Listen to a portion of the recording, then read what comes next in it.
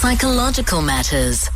My guest is clinical psychologist Dr Erica Munnik, and we're talking about the trauma of death and, of course, the fact that in some of those instances there is no closure. We just don't know where people have disappeared to, and even sometimes not even knowing whether people have in fact died because we just haven't had the closure. She joins me now on the line. Dr. Munnik, thank you so much for joining us. Really appreciate your time.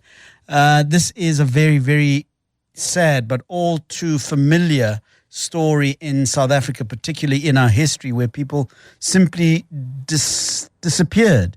Families haven't had the closure that came from those deaths that were often associated with political issues. Good evening to you. Good evening, Aubrey. Thank you for having me. So is this a peculiar or a special kind of trauma where we don't have closure of a funeral or some sort of a ceremony that gives us a sense of closure when a loved one has died under those kinds of circumstances? Yeah, Aubrey, I want to begin by just saying death and dying is part of our lives, and it's never easy. You know, even if it's an expected death to a certain extent, we have difficulty usually to deal with it. And Indeed. There is a normal mourning process that one goes through. But when death is unexpected, you know, and in situations where somebody just disappears, it is usually more profound. And there's difficulties usually to make sense, first of all, of what has happened, and with trying to begin to understand what is happening, and then also at the end, you know, to try to come to terms with that specifically. Yeah. I know of family members in my family specifically who are yet to have a sense of closure because people were abducted and they disappeared back in the bad old days of apartheid and so forth. And it's an all too familiar story in our country of people who simply just disappeared and we just never known. And what it's done, at least in my family, even though those people are distant family, is that it has left an echo. It's left an echo of unresolvedness. There are awkward silences that just occur sometimes right in the middle of a festive party. It'll just be awkward silences that'll just be there. And the younger generation will then ask, well, what's going on now? And then you'll hear maybe one of the older people start to weep and wail, you know, and then there's just this atmosphere of just forlornness. I mean, this absolute dark spirit of helpless rage, anger, but quiet, and it's there. And I've seen it happen at so many different gatherings. I'm perhaps of a younger generation that didn't experience the first, but you know, we feel it throughout all of the generations. My kids ask, well, what is this all about? Why does Goko feel like this? Why is it? And I've always wanted to find out, and I've got the opportunity today. What is that? What is that echo, that space, that quietness that seems to just abide? But it is the most unpleasant, dark thing. And I know that it has something to do with family members that never came back, you know? Yeah. Death stays with us. In my practice, a lot of conversations about loss actually centers around the fact that even though people are not there anymore, they are actually still in our thoughts and in our living to a certain extent. When we lose someone we love, it is not only the present that change, it's the future as well. And we need to learn how to live with that. And I think what you're referring to is when somebody passes away unexpectedly, or you never, how can I say this? When you don't have the opportunity to say goodbye, Yes, it leaves a void. And it's difficult to make sense of that void, because usually how we deal with death is we use specific rituals yes, to say goodbye. And that brings closure. yeah, Or, there's also a lot of people will say when you lose somebody, no, you must accept and you must move on. It's very, very difficult to do so. In my practice, I became to realize that it's not a matter of fact of saying goodbye. It is learning to live with the loss. yes, And I think when you refer to these silences and the odd, just that silence being there, it is a remembrance of what is lost, and basically just, again, that being aware of that it will never be the same.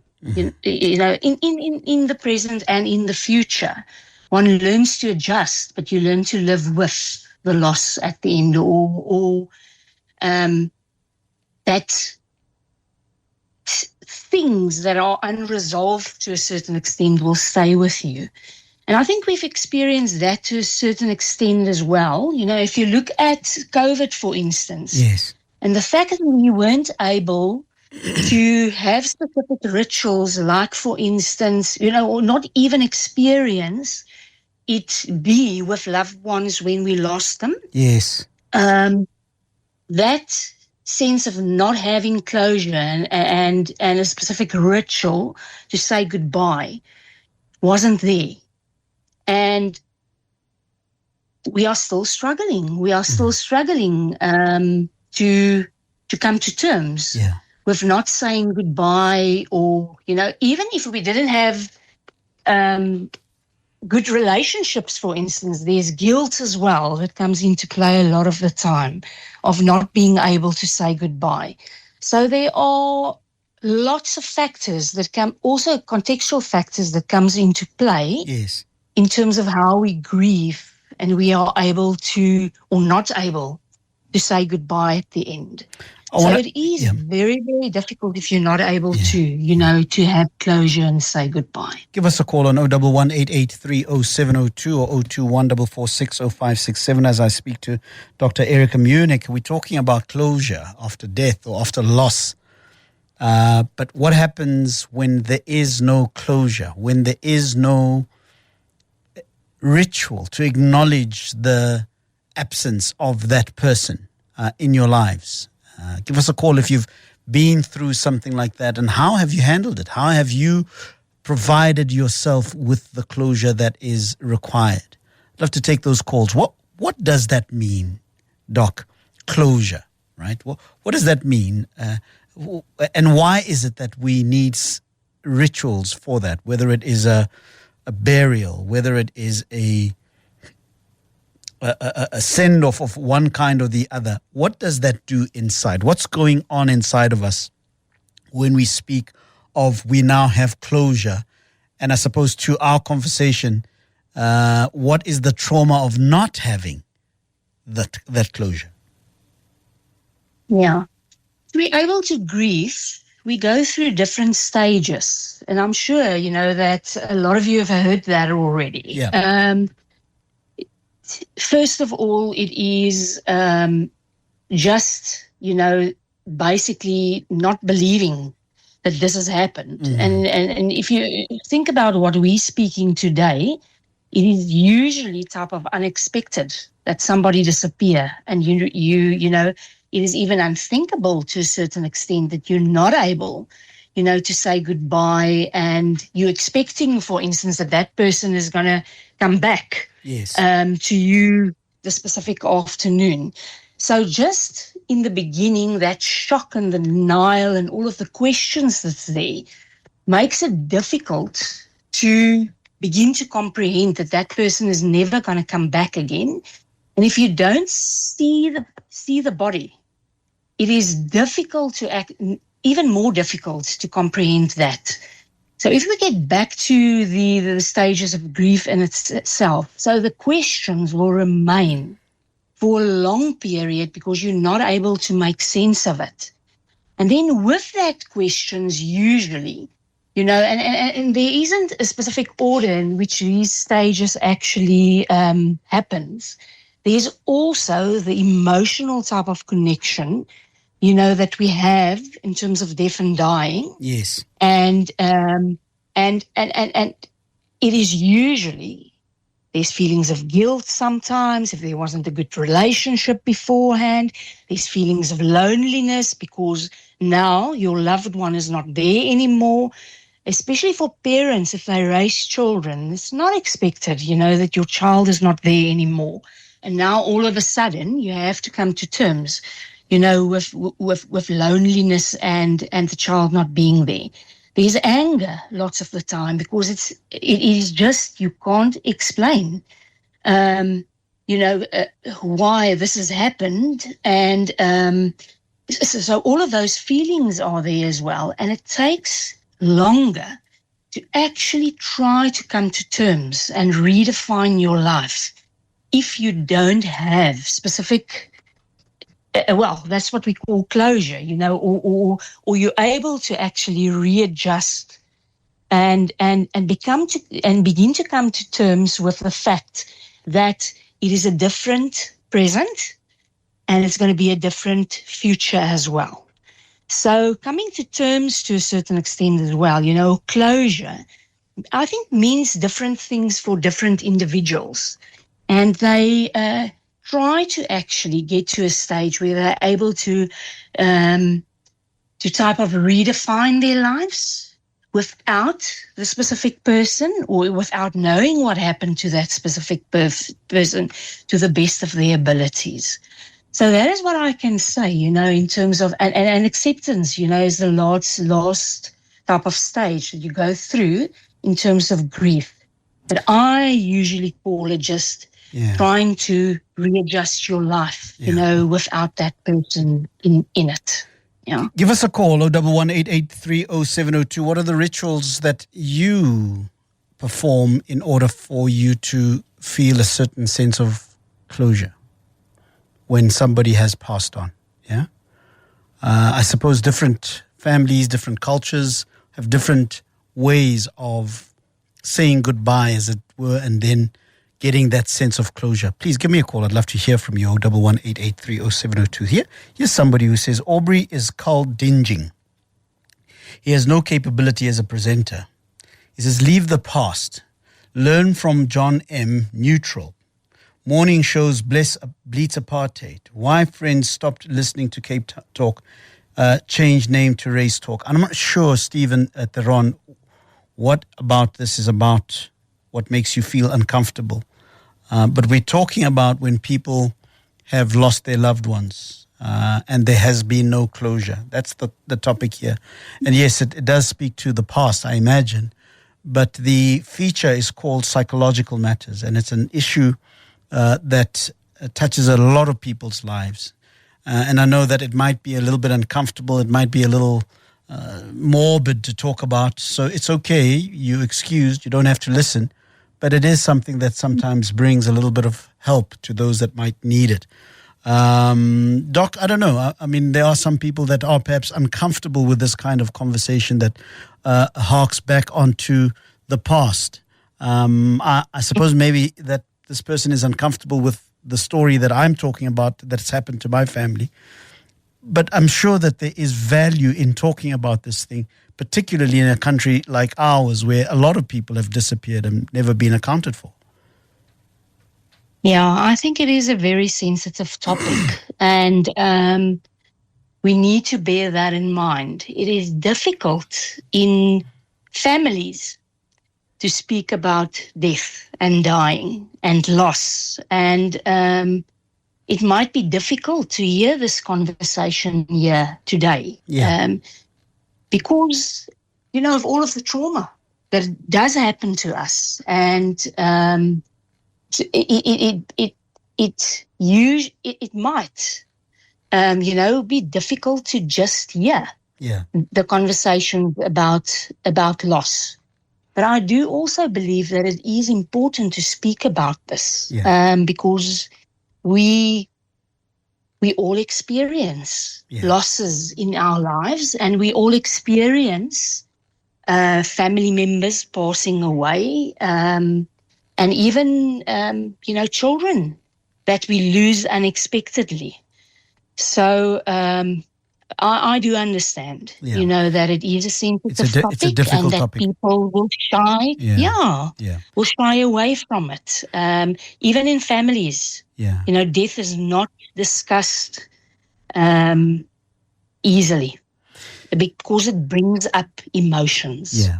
It is connected to emotions. Loss is always connected to emotions, and different ones as well, if you look at it in context. Yeah. Let's talk to Carlton in Cape Town. Hi, Carlton. Hi, Aubrey. Jeez, my friend, what a topic. What a topic we've got here today. Yeah. About almost 30 years ago, on a morning, a knock on the door, my dad comes. He was in business, so he was quite early on the road always. And he pops around and he says, please don't forget it's your mother's birthday today. We're going to have a nice little get-together this evening, etc., etc. I was a bit in a rush. He was a bit in a rush. 7 hours later, we get called. He passed away with an aortic aneurysm. I tell you, Aubrey, I am a well-developed, fit person. Yes. But my legs gave in. Oh, man.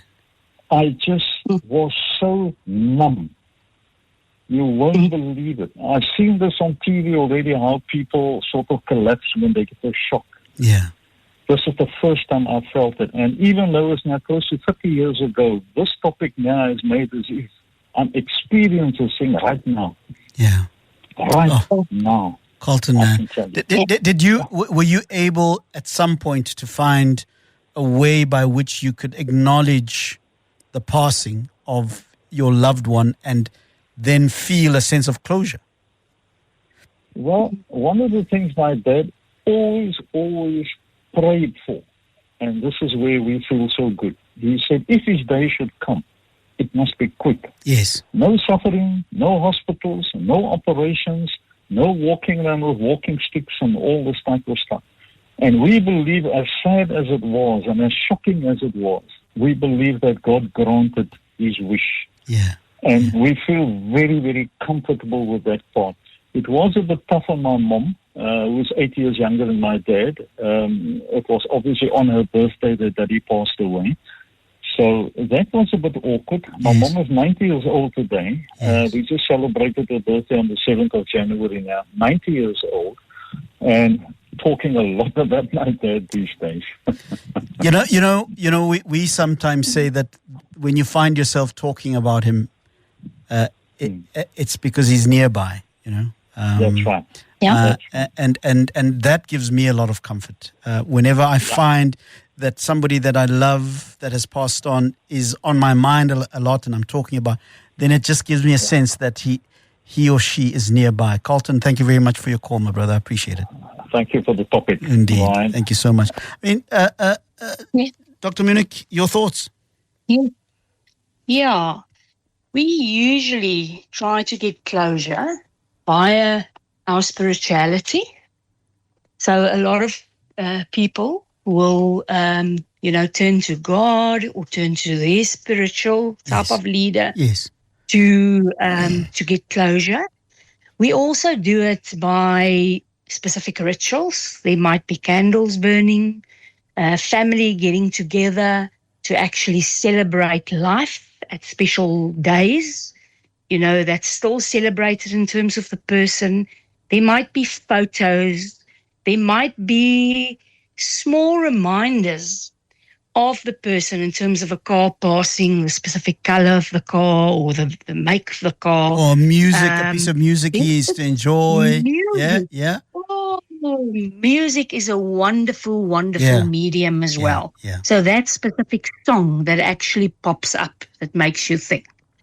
So Dr. Munnik, I got to tell you this. We have a slot on a Friday evening where we go down memory lane through music. We play music, and people call in and they'll ask for a specific song.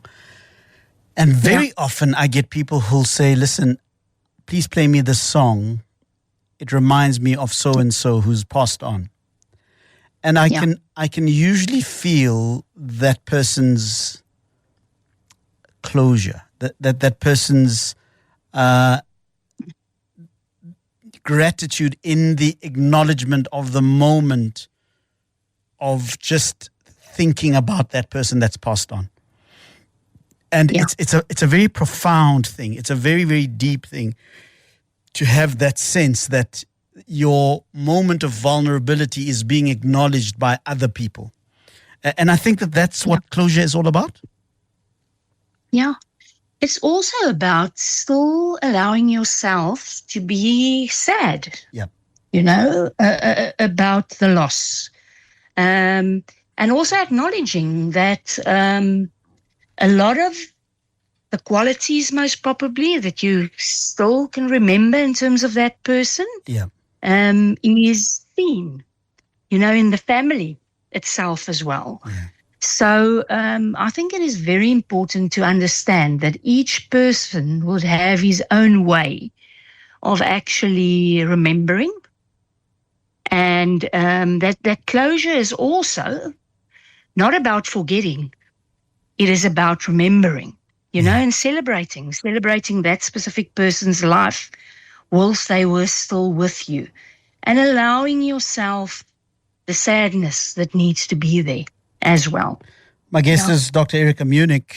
She is a clinical psychologist. We're talking about the difficult conversation around grieving, the passing of a loved one, or just the disappearance of a loved one. I mean, and of course, the lack of closure in that space and how we can find it. This is the big story at the moment, Dr. Munnik, of the disappearance of a little girl in Somerset Bay, little Jocelyn Smith. And of course, the circumstances of a disappearance are still a court matter. And, but I see how, besides the immediate family and the controversy around that, and how it seems like it is a trauma to a whole community that a child can just disappear like that, unaccounted for. So while there are close people that are connected to that trauma of a lack of closure at the disappearance, at maybe the permanent disappearance of somebody in that way, it seems not only to affect just the immediate family, it seems to have the power of affecting the whole community. Talk to us about that. Yeah, it is definitely, I think, because it's a child, and the fact that it wasn't type of expected at all. So just imagine yourself, living in a neighborhood where little Jocelyn was playing and in a school, and all of a sudden she's not there anymore. It is difficult. It is difficult, not only, for the relatives or the community, but it sends a rippling effect through the whole community, and even people hearing about it. There is most probably everybody, is asking questions. Everybody is trying to make sense of it. And most probably, you will still hear a lot about this in the next week, month, and even year. Yeah. Speak to Lerato in Krugersdorp. Good evening to you, Lerato. Good evening, and the ladies. Yeah, go ahead, Lerato. Yeah, so I recently got married last year in September. And on the same day, we lost our baby girl. She was 7 months. So that same evening, we now had to start dealing with I'm so sorry to hear that, Lerato. I'm really sorry to hear that. Yeah. So thanks, Doc. So my issue is I decided to wear a joke, Yes. In our culture we wear clothes and things like that. And so there are a few things I did. I wear a joke for her for about a month. But my issue, what I'm struggling with, is having friends or people that will call and also almost want to prescribe how I should do it. There's a particular friend who just call and say, but you're not grieving and you're depriving your children of learning how to grieve. And I don't know how to say, well, I'm doing it in my own way. Yes. And I don't know, because it seems like I'm rejecting their support, and I don't want to hurt them. So I've resorted to just not taking the calls. And I feel so bad about that, because they're really pushing to say, we want to support you and sign me up for a course. Or the other day, there's a friend of mine who signed me up to attend a workshop for grieving moms, and almost pushing me to say, this is what you need. You should have been there. You should have come. So I just don't know how to handle what they deem as support. Yeah. Lerato, thanks very much for your call. Hey, and I hear you when you say grieving is a very subjective process, and often in our well-meaning gesture, we sometimes do a lot more damage than if it was just a moment of just being quiet with the person. I am sure that your friends and your sisters mean well, but they may be exacerbating the situation. And that's the question I want to ask Dr. Munnik, to say, people want to help you in your grief, and they'll prescribe certain things in trying to help you, but very often it goes against your own grieving grain, if that makes any sense, Dr. Munnik? Yeah, it does. Grief is a very personal and a unique type of experience. And most probably, with some of the friends and the family members, almost like intuitively, they want to make it better by prescribing. But it's not what you need. And I think what is important is a courageous type of a conversation a lot of the times, to acknowledge and to say that I know that you want to be here for me, and I know that you have specific ways of actually wanting me to deal with it, but I've got my own ways, and I need to actually follow my own process to deal with this in the best way that I can. And it is a unique experience. So I really do appreciate, everything that you said, but I need to do this my own way. And that is very important. We grieve in different ways. It is a personal experience. Some individuals will take longer than others. Some individuals will respond more emotionally, whilst others don't. Some individuals actually use rituals. Some will turn to faith. We need to be able to allow people to experience and basically, have their own time to grieve and to come to terms with or redefine their lives to adjust to the losses. Lerato, good luck to you, yeah? Thank you so much. All right. Good luck, Lerato. In Creersdorp. This message comes from, it's not signed, but this person says, Dear Aubrey and your team, thanks for getting me closure.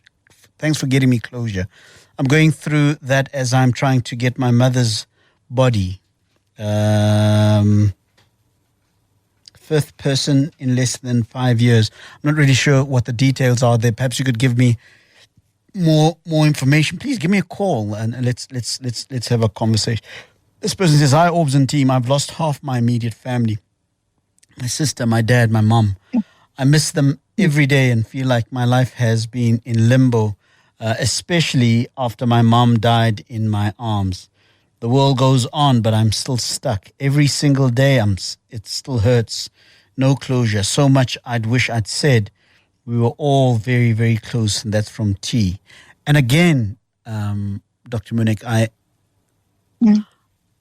as my frustration and irritation subsides to the first message I got about leave the past and so forth, I'm also beginning to realize that part of the way that we sometimes deal with death and the lack of closure, perhaps even not of our own, but of another person, is for us to say, move on. Yeah? Let's just move on. Let's not talk about this thing. Let's not hop on the past. Let's just move on. And that could also be a way by which somebody is trying to cope with this very subject of death, grief, and a lack of closure. That we are very quick to give the prescription of, man, just move on. Let's go have a beer. Come, let's go watch a game of whatever. Let's just move on. When in fact, this moment demands of us to stop and honor it. And that's probably why we have these rituals where we stop and just acknowledge the moment and honor it.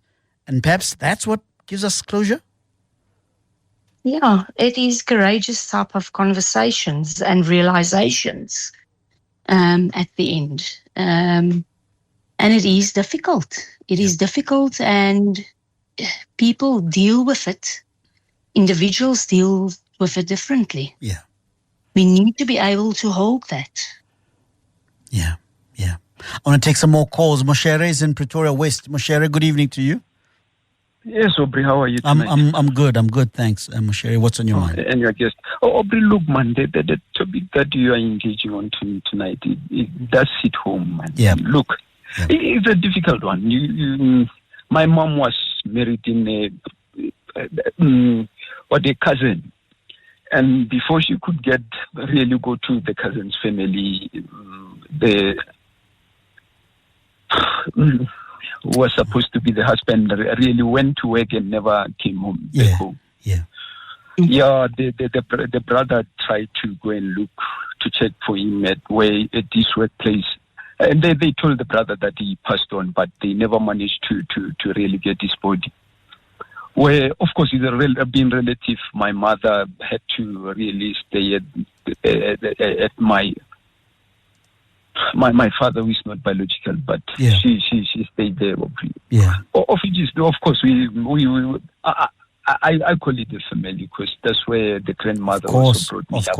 Of course, I know my biological father, but we don't have that connection. Yes. And but the difficult part is, Aubrey, of course, knowing my not biological father's family is also making relation. Of course, that is also part difficult because I don't want a situation where we'll be sitting then asking who is your father. Then comes a story. Then of course, so some people will start saying, no, you are not family. Yes. I don't want that. Yeah. It's kind of difficult because, of course, you can see also the pain that my mother is going through. Yes.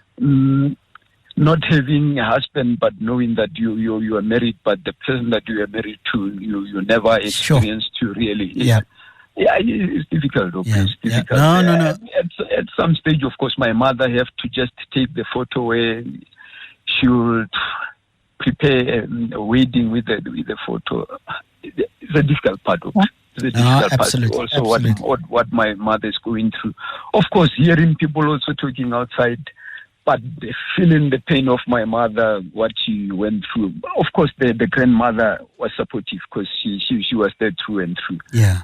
It's a difficult one. It's a difficult one, Moshere, and I can even hear it in your voice, bro. I really can, and I'm sending a big hug, my brother, and I can feel even as you speak that it's a very difficult one for you, Doc. Cheers, man. Thanks very much, Moshere, out in Pretoria.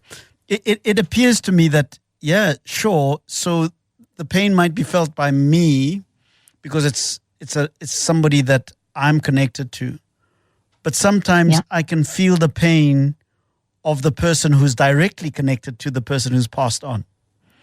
And Yes. sometimes the dynamics of the group can be such that they are unkind to the process itself, adding to the trauma, as in Moshere's situation. Yeah. No, I do agree with that. So there might be family members that are able to actually understand what he's going through, Yes. and able to hold even what his mom is going through. But not everybody Yeah. would be able to understand. And then there will be different types of reactions as well. Yeah.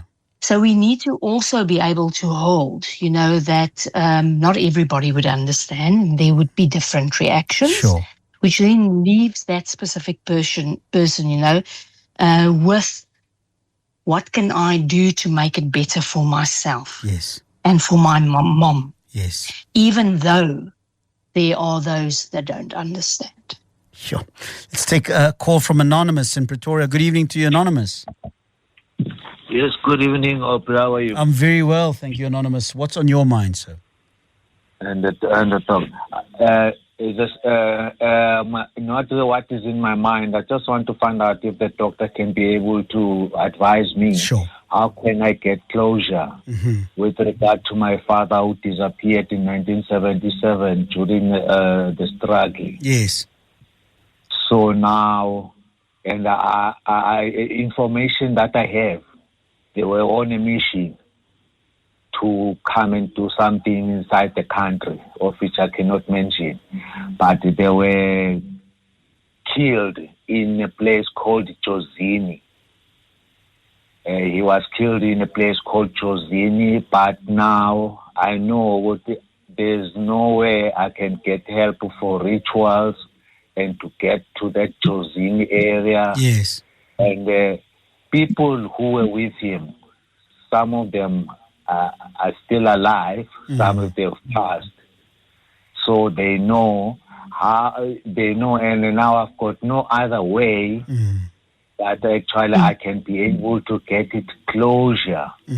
That actually, my father, this is what happened, but I know he was killed. Do we know? Oh, so we do know that he was killed and he did pass away. He was killed the apartheid regime. Sure. Yeah, and it But was what I'm asking though, Anonymous, is that you know in your heart that he died, yeah?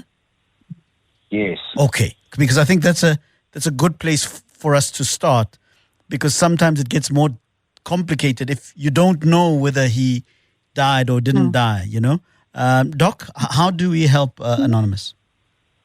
Yeah, Aubrey, for me it is clear that the myth, of his father is still there. It is also clear that he tried to gain as much as possible information to help him with some of the questions around this. But it is clear, that there is still a myth that is there. Yes. And that it is difficult to actually come to terms with Dad parting on. So that is what I can say. Yeah. There's no easy way to actually find closure. It is your own. You have to find your own way. That might be to turn to religion. It might be to turn to family. It might be to find out a little bit more. He spoke about, some of the people that are still alive. Yes. I don't know if he's able to maybe establish contact with some of them. So that is what I can say at this stage, that it sounds as if it is difficult to get to a stage where you're able to let go. Maybe it is more about a stage, or that realization that you need to redefine. Let me say. Let me learn to live with. Yes. Yeah. Let me say this to Anonymous, my brother, because I sort of get, I think, what you're going through. And I think that there's two things. One is getting a sense of closure, in the sense that you are looking for justice. Yeah, that's the one issue where you're looking for justice, where you're looking for a sense of Answers, answers and justice. Okay, that's the one issue. The other issue is when you are looking for a sense of saying goodbye, making that last salute. The last salute is still very possible. In that, one, you know that your father is no longer there. Two, you know that he was a soldier who was involved in military operations. Three, you know that there were other comrades that were with him. The thing to do is to be with those other comrades and then say in that meeting that help me find closure. And in a way that is most meaningful to all of you, you will find closure if you speak honestly to each other about the pain and the sense of loss that you have. The other issue of justice, I want to have somebody be held accountable for my father's death. That's a different conversation altogether. That's a conversation that's in the space of legalities and courts and so forth. And that's a totally different issue. But the first step, Anonymous, is that you must gather with your father's comrades, and you must talk about him, and you must cry together, and then you must release him. Because when you release him that way, he will release you, and you will find the comfort and the closure that you need. Yeah, no problem. I can hear you, but okay, those comrades, ne? You know, it didn't maybe to give you a shot, just to be brief, so that before time. Yeah. You know, when you were in exile. Yes. There were people who were sell out. Ah, I see. Actually, I see. So it's people you can't share that moment with, because maybe that. So what it may need, Anonymous, is that it may need you to do it with family, with people that you share that feeling with, so that you can bring the closure. I've got no family. All his brothers passed away. Then you're gonna have to do it alone. Then you're gonna have to do it alone, my brother. But the fact of the matter is that you must get to a place where you find a way where you can say goodbye to him, and find the peace in your own heart. Yes, but Aubrey, I'll request that actually I speak to who's Matita, who the one who's coming after this. Give us a call at that time. Give us a call at that time. Because he's like a traditional. No problem. You can give us a call. Maybe can help me to go there in Josini and get my Anonymous. I'm going to stop you there. Thank you very much, Doctor. Give us your final word. Yeah. It is a difficult situation. It's a very difficult. It is very difficult. There is very present at this stage. And I hope that he receives help, that he reaches out, and that he is able to have the conversations, even if it is a conversation alone. Yeah. Doc, how do people get in touch with you?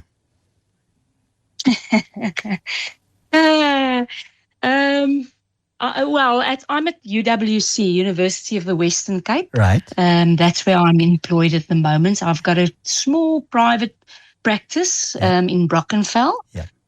But most probably, in terms of availability, limited. Yes. Because all of the time is spent at the university at this stage. Okay. Doc, well, thank you very much for your time and helping us through this very difficult conversation. And you've really, really been kind to us. We really appreciate it. Thank you, Aubrey. All of the best.